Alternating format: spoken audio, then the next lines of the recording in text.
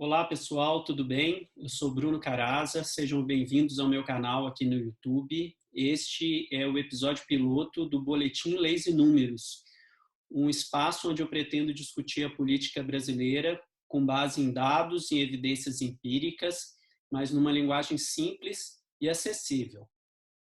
No vídeo de hoje, eu pretendo demonstrar como a crise da Covid-19 vai representar um divisor de águas no governo Bolsonaro.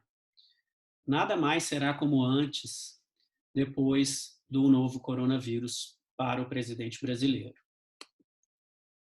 Essa análise que eu vou fazer agora, ela se baseia na minha coluna da última segunda-feira no jornal Valor Econômico. Toda segunda eu faço uma análise política no jornal e você está convidado a acessar o site do jornal e acompanhar as minhas colunas semanais.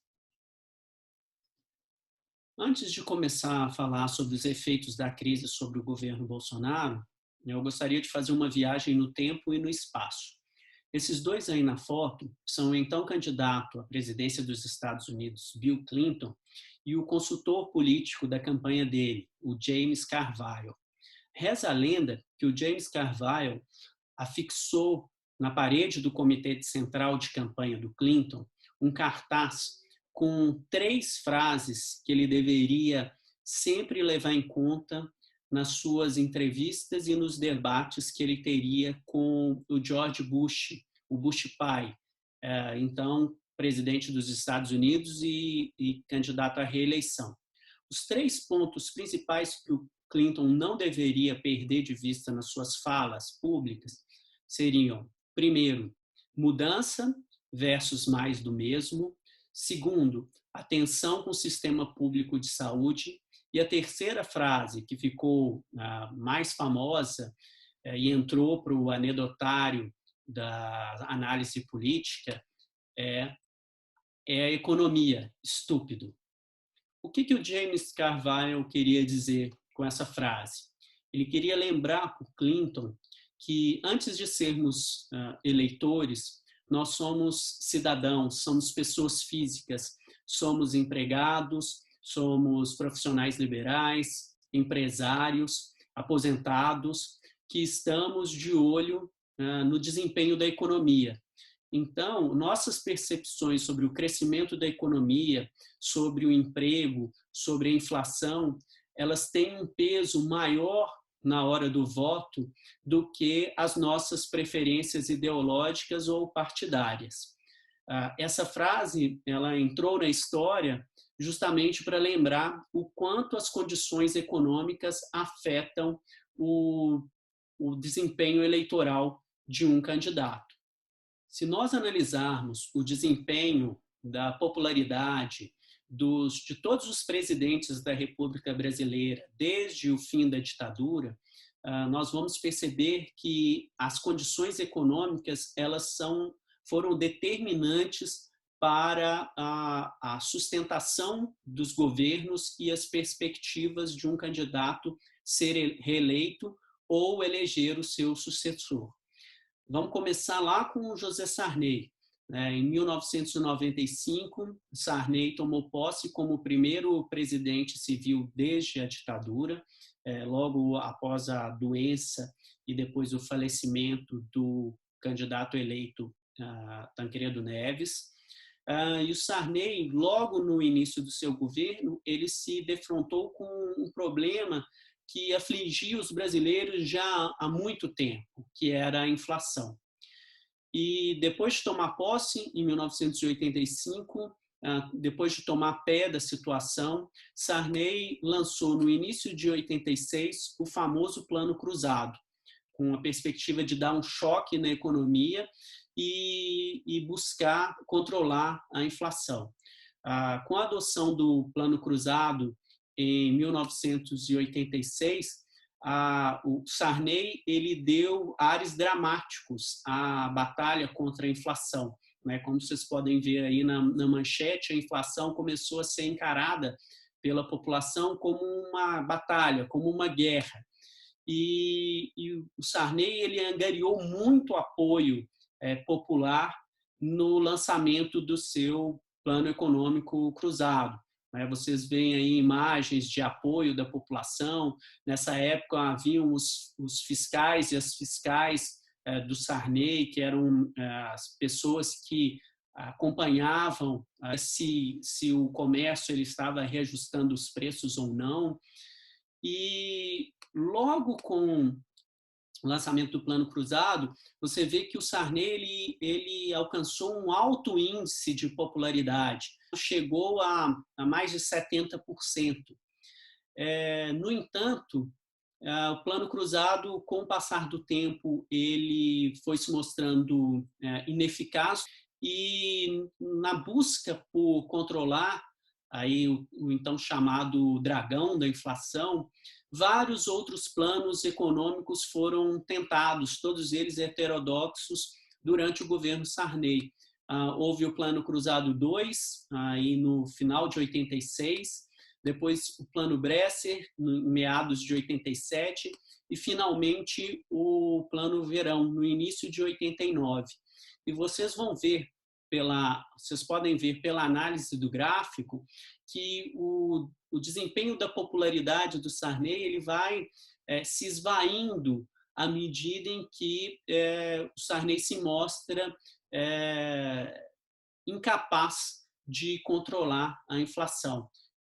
De um modo contrário, a sua rejeição perante a população ela vai crescendo e o Sarney encerra o seu mandato de modo melancólico, com uma aprovação muito baixa, abaixo dos 10%, e uma altíssima rejeição. Extremamente desgastado com a opinião pública, Sarney passa a faixa presidencial para o Fernando Collor, no início de 1990. Collor havia sido eleito com um discurso de renovação política, de juventude, de uso de energia para mudar o país.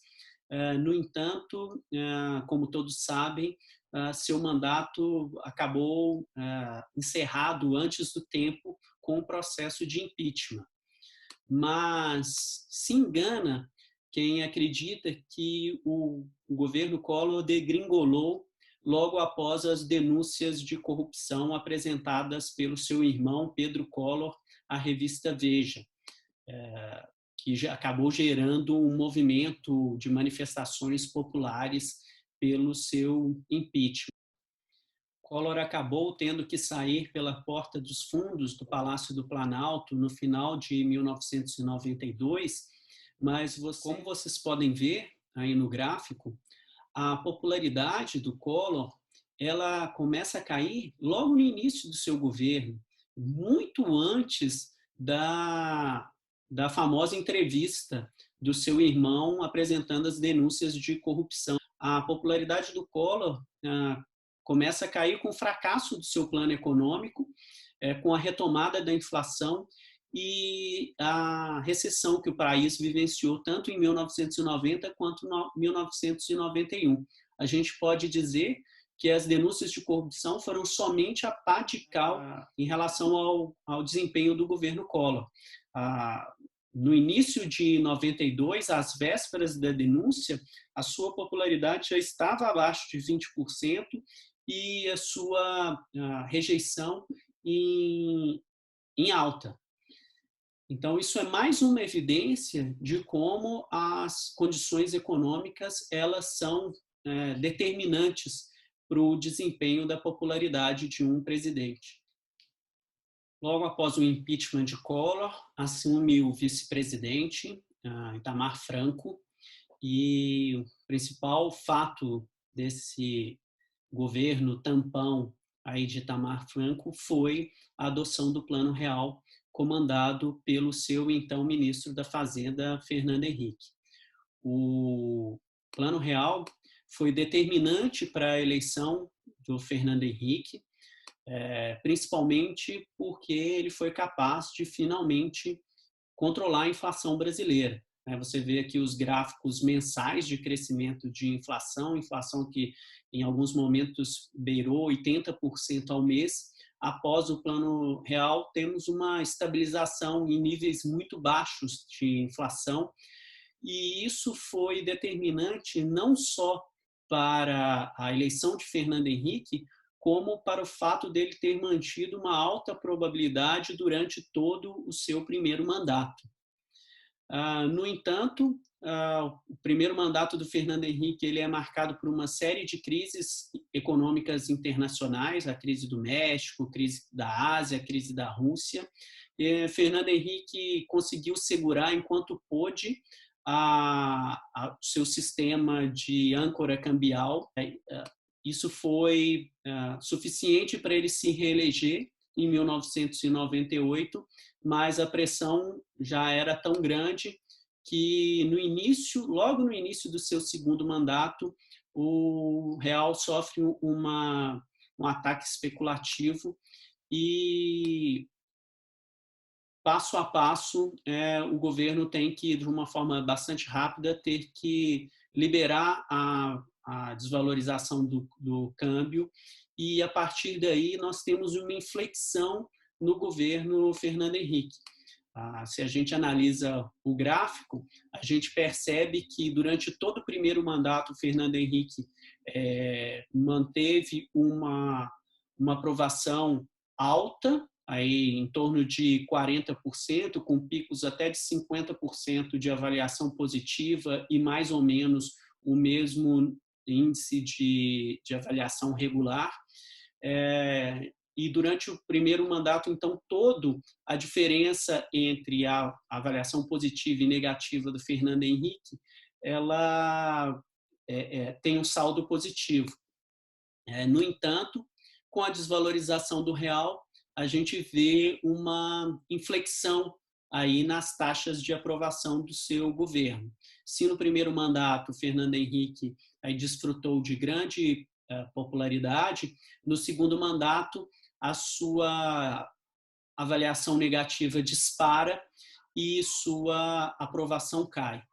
E as medidas, isso tem a ver com as medidas econômicas restritivas, tanto fiscais quanto monetárias, que foram adotadas no seu segundo mandato para fazer com que o real sobrevivesse.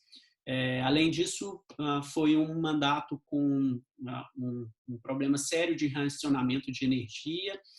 Crises internacionais continuaram, como o caso dos ataques terroristas nos Estados Unidos. E, somado tudo isso, todas essas condições econômicas adversas, Fernando Henrique termina o seu governo com a popularidade em baixa, e o que foi determinante para o fracasso de sua estratégia do PSDB de fazer o seu sucessor. Nas eleições de 2002, José Serra é derrotado por Lula. O governo Lula é o que mais se assemelha àquilo que a literatura de ciência política e de economia chama de ciclo político eleitoral.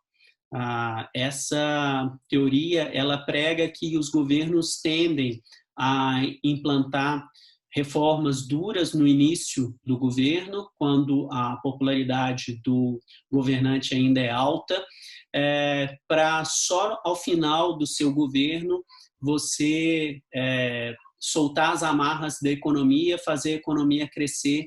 Com isso, você aumenta as suas perspectivas de se reeleger ou de fazer o seu sucessor. O caso do Lula, a gente tem um caso praticamente clássico de adoção dessa estratégia. O governo Lula ele começa com o Antônio Palocci como ministro da Fazenda, com uma equipe de cunho liberal, uma equipe que tinha Joaquim Levy no Tesouro, Marcos Lisboa na Secretaria de Política Econômica, e a orientação da política econômica, da equipe econômica no início do governo Lula, foi a adoção de uma política bastante conservadora em termos fiscais e monetários, praticamente uma continuidade da administração do Pedro Malan ainda no governo do Fernando Henrique.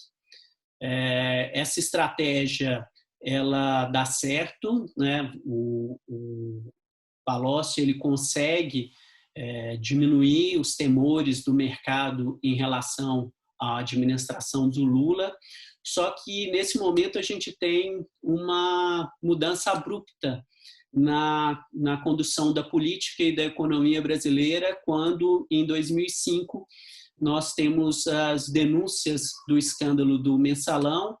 Com isso, o ministro da Fazenda ele se envolve num caso de corrupção e de abuso de autoridade envolvendo o caseiro Francenildo Pereira, e o desenrolar da crise do Mensalão ela gera um impacto de popularidade muito grande no início do governo Lula, no seu primeiro mandato. Isso fica claro no gráfico de popularidade. Vocês veem que Lula vinha mantendo patamares elevados de popularidade no início do governo, né? Uma avaliação boa e regular aí na casa dos 80% no início do governo, mas as denúncias do Mensalão acabam provocando um crescimento na sua rejeição. Você vê aqui tanto uma subida na avaliação negativa quanto uma queda na avaliação positiva de Lula. E o que a gente vê a partir daí é uma mudança na estratégia do governo, com a queda do Antônio Palocci, assume Guido Mantega no Ministério da Fazenda, e com o tempo a gente vê uma reversão na política econômica, a adoção de uma política mais expansionista em termos fiscais, em termos de concessão de crédito, uso dos bancos oficiais, né, para concessão de créditos subsidiados, e com isso a popularidade do presidente Lula começa a crescer de modo inédito. Ele consegue se reeleger em 2000 e nas eleições de 2006, e a partir daí a combinação de um boom de commodities com uma política fiscal, monetária e creditícia expansionistas geram um crescimento muito grande da economia que faz com que o governo Lula termine o seu segundo mandato com uma aprovação, uma avaliação positiva na casa dos 80%, um valor altíssimo para o padrão brasileiro. Essa popularidade em alta, ela faz com que Lula consiga eleger Dilma Rousseff em 2010, e o mandato de Dilma Rousseff ele pode ser dividido em 3 fases distintas.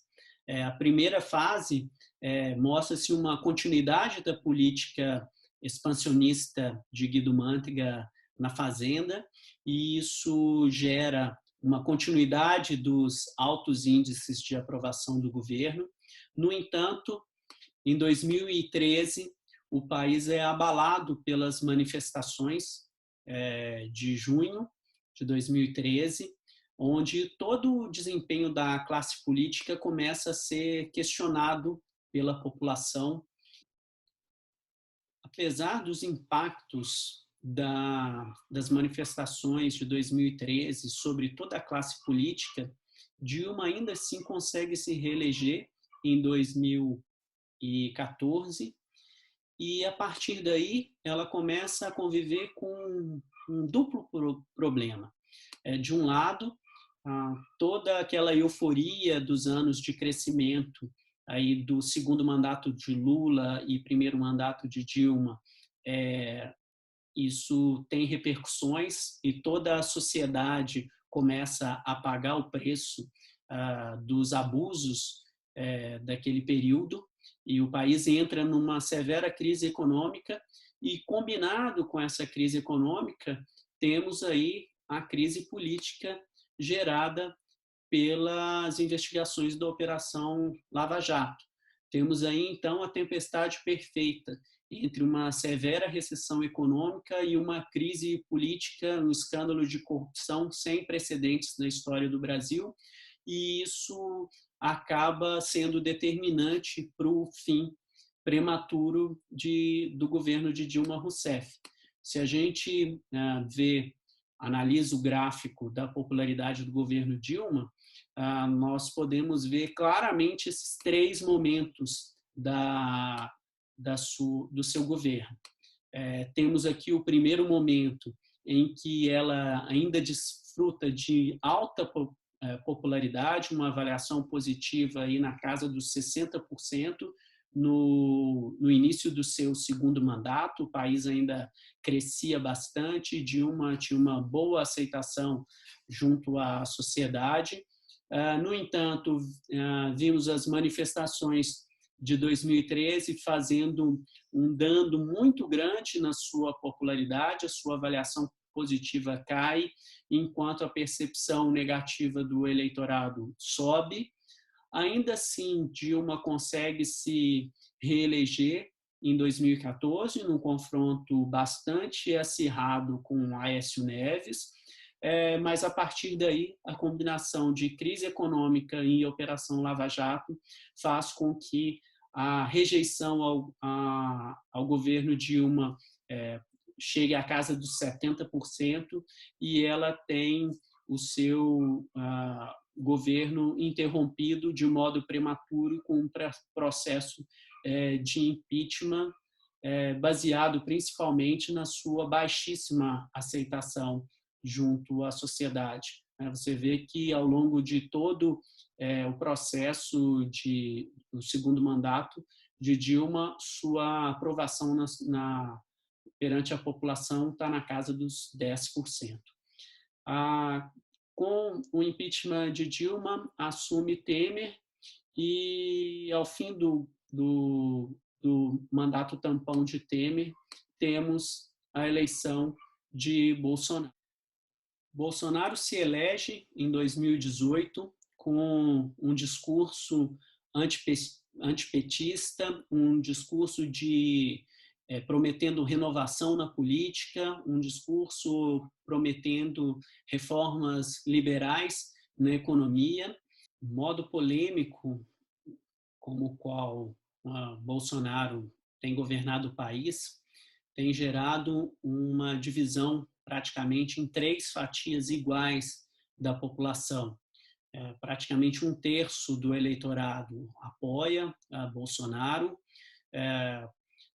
mais ou menos a mesma medida do eleitorado considera o seu governo regular, e um outro terço, ou até um pouco mais, da população começa a questionar e se coloca contra o governo Bolsonaro.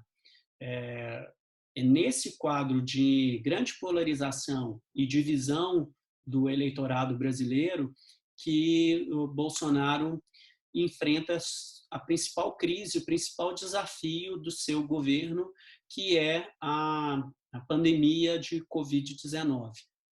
A crise do coronavírus, ela tem impactos muito significativos na economia global e certamente isso terá graves repercussões na economia brasileira.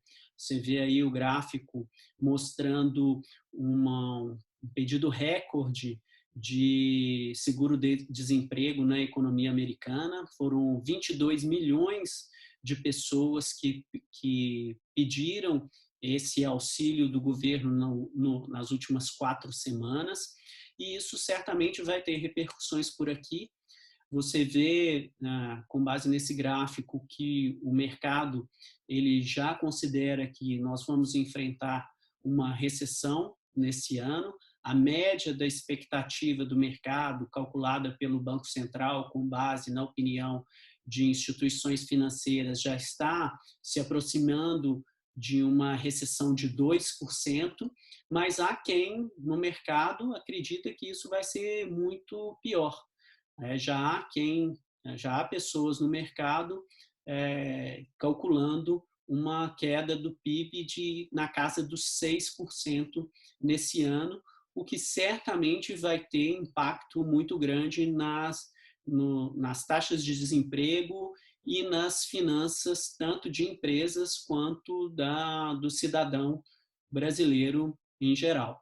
Uma coisa que agrava aí as perspectivas para o Bolsonaro reagir a essa grave crise econômica é que as medidas emergenciais tomadas pelo governo para combater os efeitos econômicos da crise, elas terão repercussões muito graves no quadro fiscal brasileiro.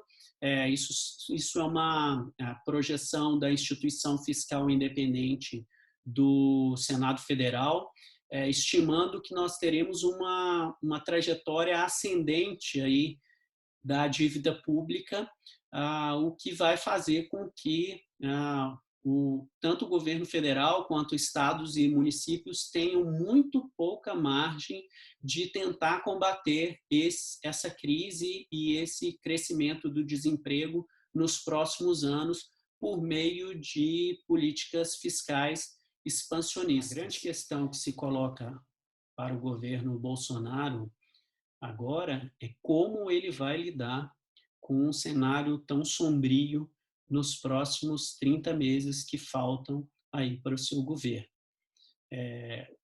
Conforme a história brasileira demonstra, é de se esperar que haja uma rejeição cada vez maior ao seu governo, caso ele não consiga resolver os problemas de desemprego e de queda de renda da população. E se Bolsonaro não conseguir propor soluções para essas questões, é de se esperar que sua popularidade caia cada vez mais, o que coloca em risco os seus planos de obter um segundo mandato em 2022. É por isso que essa crise, então, que se coloca diante do governo é um divisor de águas no mandato de Bolsonaro e se explica muito da sua apreensão esboçada nas últimas semanas. Então é isso, pessoal. Espero que vocês tenham gostado dessa análise. Aí estão os endereços pelos quais vocês podem entrar em contato comigo e espero que a gente se encontre aí em outros vídeos ou em outras mídias. Muito obrigado aí pela atenção e até a próxima. Tchau.